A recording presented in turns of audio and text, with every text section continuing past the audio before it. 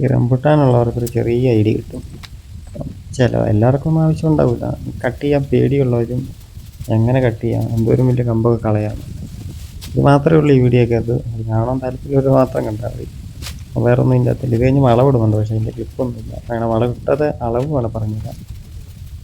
ഒരു 2 കിലോ എല്ലുപൊടി, 1/2 kilo potash, 1/2 kilo വേപ്പിൻ പിണ്ണാക്ക്, ഇത്ര ഇട്ട് കൊടുക്കുക. ഇത് ഒരെണ്ണം ഉണ്ട് കേട്ടോ, 2 റംബുട്ടാനുണ്ട്. ഒന്ന് അപ്പുറത്ത് തന്നെ നേരെ പറഞ്ഞ അപ്പുറത്തും വെച്ചിട്ടുണ്ട്. മഞ്ഞ് റെഡും കൊണ്ട് ഒരുമിച്ച് നിൽക്കണം. അതായത് ഏകദേശം ഒരു 2 മീറ്റർ അകലത്തിനിടയ്ക്ക്. കാരണം വീട്ടുകാർ പ്ലാൻ ചെയ്തത്, നമ്മുടെ ഇവിടെ ഇങ്ങനെ ഗാർഡൻ്റെ വർക്ക് ചെയ്ത് അങ്ങനെ നമ്മുടെ തലയിലായത് ഇതല്ല. കട്ടിങ്ങും ഷേവിങ്ങും പിന്നെ നമ്മുടെ ഇവിടെ വളവിടൽ. തെങ്ങിൻ്റെയൊക്കെ വളവിട്ടിട്ടുണ്ട് എല്ലാത്തിനും.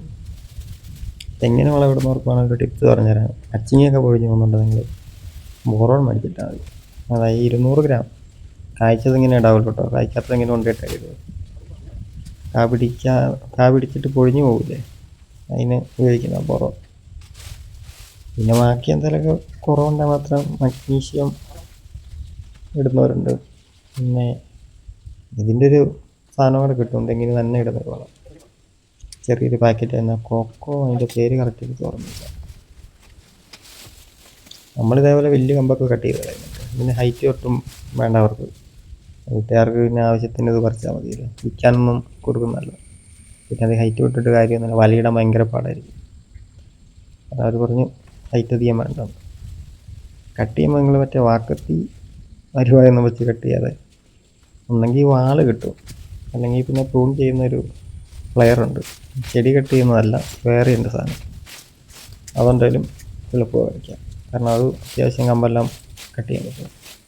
അല്ലെങ്കിൽ മറ്റേ KC-കാരുടെ കൂട്ടുവാള്, അത് മേടിച്ചാൽ മതി. നമ്മൾ സിമ്പിളായിട്ട് കട്ട് ചെയ്ത്. ഇത് ഞാൻ മൊത്തം കട്ട് ചെയ്യുന്നു വിട്ടിട്ടില്ല, കാരണം വീഡിയോ കുറേ ലെങ്തായി പോകുന്നായിരുന്നു. വേറെ ഒന്നും ഇല്ലല്ലോ ഇതിൻ്റെ അകത്ത് കാണിക്കാൻ. വലിയ നമ്മൾ ഇത്ര ഹൈറ്റ് ഞാൻ കുറച്ചിട്ടുണ്ട്. ഞാൻ ഇതിന് സാഫ് തേക്കേണ്ട ആവശ്യമൊന്നുമില്ല കേട്ടോ. ഇതിന് ഫംഗസ് പ്രശ്നമൊന്നും വരുന്നില്ല. വെള്ളം വീണാലൊന്നും കമ്പിന് അങ്ങനത്തെ ചീക്ക് കേടൊന്നുമില്ല. മാവിന് മാത്രം, മാവ് പ്ലാവിനൊക്കെ ഏറ്റവും കൂടുതൽ ആ ഒരു പ്രശ്നമുള്ളത്. പേര ഇതിനൊന്നും ആ ഒരു പ്രശ്നം വരില്ല. നമ്മൾ ഡെയിലി ഇത് ഈ വർക്ക് ചെയ്യുന്ന കാരണം ചെയ്തിട്ടുള്ള എക്സ്പീരിയൻസ് പറയുന്നു. പ്ലാവിന് എന്തായാലും വരും, മാവിനും വരും.